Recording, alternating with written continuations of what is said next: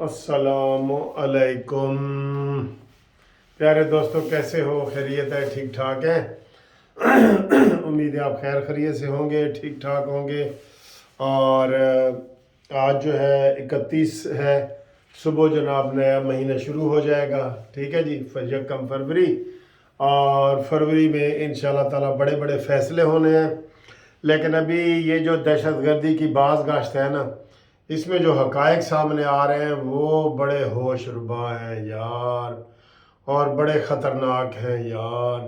अभी मैं देख रहा था दुनिया टीवी पे कामरान शाहिद का प्रोग्राम, जिसमें हफीजुल्लाह नियाज़ी साहब बैठे थे और तहरीक इंसाफ की तरफ से उस्मान डार और पलवशा बैठी हुई थी पीपल्स पार्टी की तरफ से।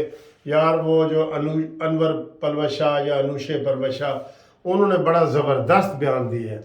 उन्होंने कहा जी कि हमें इनके साथ मिन्नत तरले और टीटीपी वालों के साथ नहीं करने चाहिए जो पिछली हुकूमत का रवैया था। और उन्होंने उनके साथ मुज़ाकरात किए, उसके साथ पींगे बनाई, उनको बहाली का मंसूबा बनाया और इमरान खान की वो वीडियो चला के दिखाई कि उसने कहा था कि 10,000 तालिबान को मैं यहाँ बहाल करना चाहता हूँ। टीटीपी के मेंबर जो हैं 10,000 उनको। और फिर अभी थोड़ी देर पहले जो तकरीर हुई है कौमी असम्बली में, उसमें जो ख्वाजा आसिफ साहब ने बात की है कि 4.5 लाख अफगानी जो अफगानिस्तान से इधर आए, जिनको शनाख्ती कार्ड दिए गए, ये आज का बयान है, आज का। और वो शनाख्ती कार्ड बना के दिए इमरान खान की हुकूमत ने। और इमरान ने ही कहा था कि जनाब मुज़ाकरात के ज़रिए इनको हम काबू करेंगे, और इनको बहाल किया, उनको शनाख्ती कार्ड दी और मालाकांड सवात और इन इलाकों में उनको बसाया। वो 4.5 लाख बंदे, ये वीडियो मैं कई दफ़ा पहले बता चुका हूँ कि इमरान खान के जलसों में आप जाएं, आपको चाहे वो जलसा पेशावर में हो या वो जलसा बहावलपुर में हो, आपको वहाँ पश्तूनों की अक्सरियत पश्तो बोलते हुए नजर आएगी। वो यही लोग हैं, यही लोग हैं वो। और ये आज खुल के सारे चैनल थोड़ा थोड़ा इमरान खान के ऊपर लगा रहे थे कि इमरान खान ही इनका हामी था, कि इन जो टीटीपी के लोग हैं, जो मुसल्लह लोग हैं, इमरान खान ने कहा था कि उनके पास इतना असला है कि हम उनका मुकाबला नहीं कर सकते। तो वो जो पलवशा, वो उस औरत है, उसने कहा जी कि मरना है तो फिर लड़ के मरना चाहिए, डर के नहीं मरना चाहिए। उसने बड़ी ज़बरदस्त बातें की हैं उसने।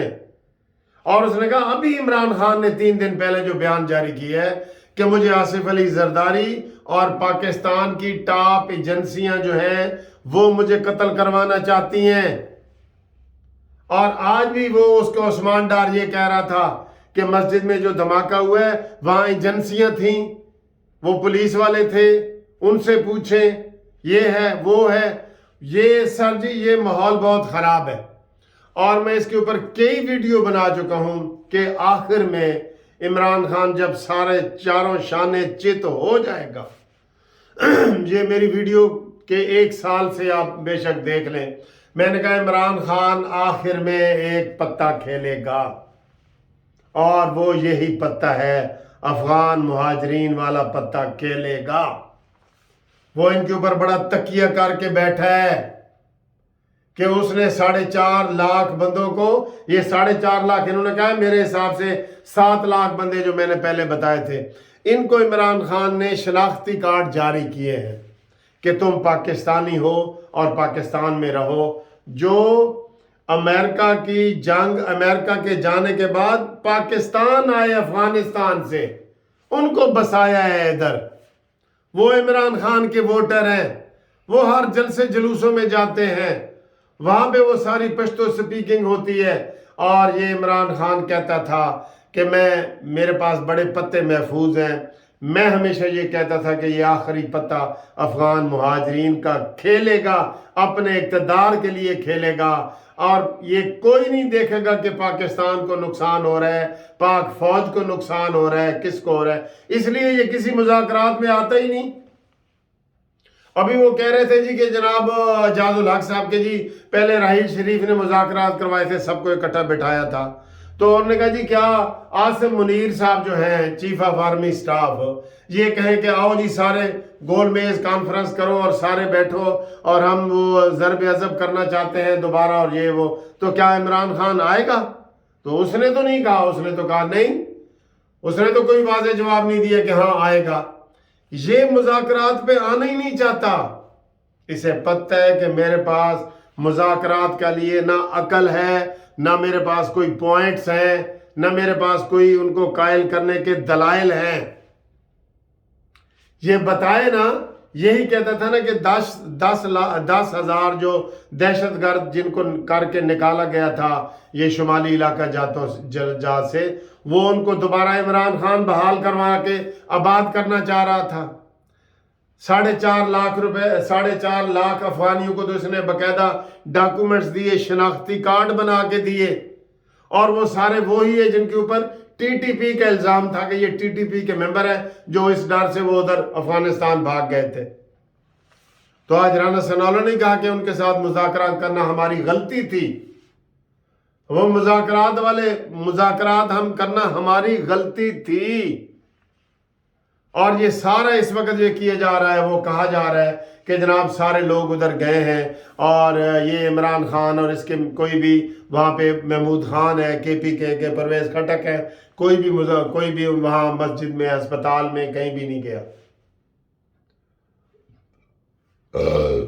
اس کو دوستو بڑے غور و فکر والی بات ہے، اس کے اوپر بلا ضرورت ہم ویڈیو بنانا ہی نہیں چاہ رہے تھے، میں آج دیکھ رہا تھا لیکن آدھے ٹی وی چینل اسی کے اوپر بنا رہے تھے، اور عمران خان کے وہ پرانے بیانات نکال رہے تھے کہ ٹی ٹی پی کو ہم شکست نہیں دے سکتے، مذاکرات کے ذریعے ہوں گے، اور یہ ہے وہ سارا، اس کو طالبان خان بھی اس لیے کہا جاتا تھا، آپ کو پتہ ہے نا، طالبان خان بھی، الزام خان، طالبان خان، یہ سارے اس کے اوپر الزامات آتے تھے نا، تو آج وہ ساری چیزیں اس کے اوپر آ رہی ہیں۔ یہ کیوں نہیں کسی مذاکرات پہ آتا؟ یہ کیوں اسمبلی سے باہر چلا گیا ہے خود بخود؟ یہ کیوں اس نے اسمبلیاں توڑی ہیں؟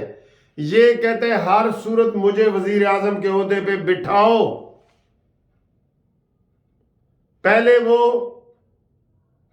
قمر جاوید باجوہ کی حمایت سے آیا تھا، اب وہ اس کی مخالفت میں آنا چاہتا ہے، اور یہ جو اس کے چھوٹے چھوٹے بونے قد والے لیڈر ہیں نا، وہ کہتے ہیں دیکھو پوری قوم عمران کے ساتھ کیا ہے، ثبوت کیا دیتے ہیں کہ دیکھو زوان پارک میں کتنے لوگ کھڑے ہیں، 300 لوگوں کو انہوں نے قوم بنا دی ہے، اور یہ بار بار کہتے ہیں کہ وہ سب سے بڑی جماعت ہے۔